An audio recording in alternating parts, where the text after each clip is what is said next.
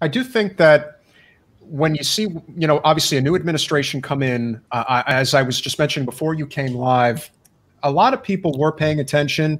I mean, listen, I understand that people couldn't stand Trump's rhetoric, but what matters to me most is policy above everything else. And his policy on the environment was unforgivable. That's the best way I can describe it. I know that Biden obviously will do a couple of good things. Getting us back into the Paris Climate Accord obviously matters.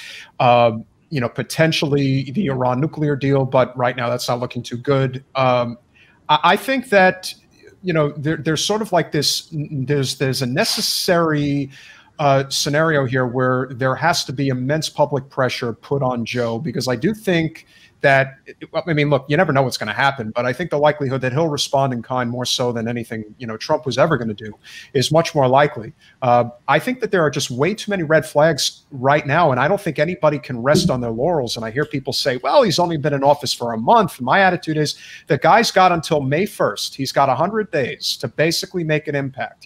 That's how long, it's an unwritten rule, but that's basically how long you have a mandate for. If he does not take dramatic action on the environment, I'm very concerned about where we could be going. What are your thoughts on that and how we, ultimately can enact influence at that level? Because we do have elected representatives now, as you know, like AOC and others, who are willing to fight for the climate issue that we must do right now.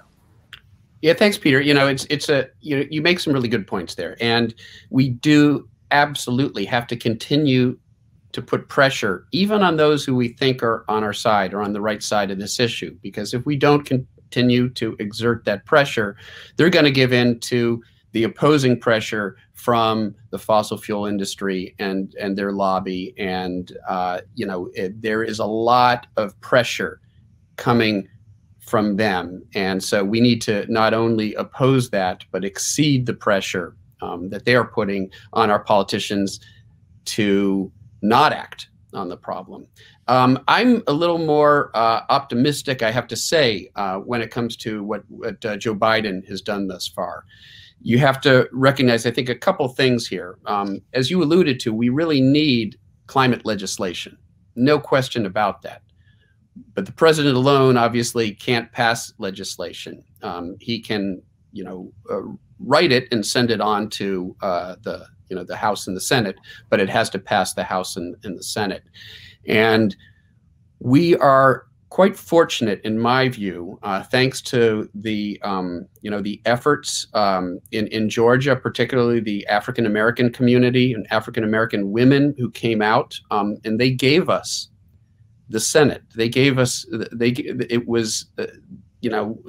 we would have had Majority Leader Mitch McConnell still, if not for their efforts. And Mitch McConnell would never bring a climate bill to the floor. So we couldn't have seen climate legislation in the scenario where Republicans had retained the Senate.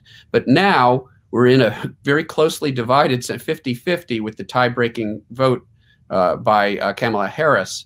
And that probably is, that's going to make it difficult, other than through reconciliation with 50 votes and the tie-breaking vote. You can pass certain things through reconciliation, and Democrats are talking about doing that to some extent on climate. But for the sort of comprehensive climate legislation we'd like to see, it's going to be difficult to get something like AOC and Ed Markey's Green New Deal through this Senate. But I do actually think that we can get some climate legislation accomplished over the next 2 years while we work, hopefully, to give Democrats a larger majority 2 years from now, so that we can see bolder legislation passed Congress. The challenge is to get something meaningful passed now to complement what Biden is doing through executive actions. And here's where I'm in particular, where I'm more optimistic, Peter, than you are on where we are and where we're headed.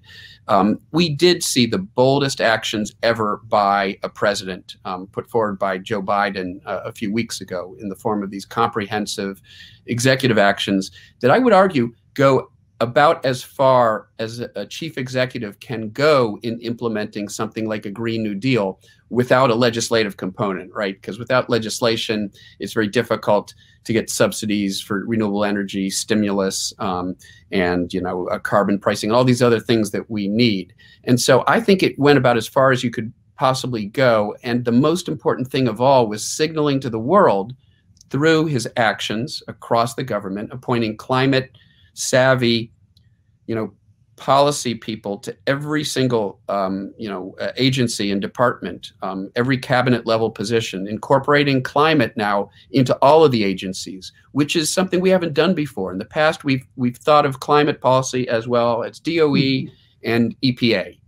But what they're doing, and it's in part because of Obama administration folks who talked to the incoming Biden team and said, look, if we had had the opportunity, here's what we would have liked to do. And so Biden is sort of doing what they said they would like to do. I think he's going pretty far. I think he's signaling to the world that we're serious, that we want to lead again. And you talked about the first 100 days, through May 1st. Well, on Earth Day, April 22nd, Biden is holding this international summit, which I think is really important because we don't want to wait until November for the COP26 conference, the next international climate meeting. If we arrive there and the various countries haven't done the hard work of preparing meaningful, commitments, because we've got to ratchet up those Paris commitments. They're not enough. We've got to go well beyond our initial Paris commitments. And in November in Glasgow, we have to have the nations of the world agree to do that. And by having this summit in April, it's sort of like a midterm to make sure that everybody's sort of doing the right thing, doing the work. So as you can see, I'm more optimistic about where we are and where we're headed. But let's not kid ourselves. We still have a monumental task ahead of us, and there is great urgency in acting immediately. So we have to continue to put that pressure, even on those we might think of as our friends, politicians we might think of as our friends, because they too are ultimately, they're vulnerable to political pressure. Thanks for watching. If you want to support our mission to transform politics into service, please like this video, subscribe, follow us on social media, and consider joining our Patreon, where you'll get early access to our interviews as well as other exclusive content. Links are in the description. Peace out.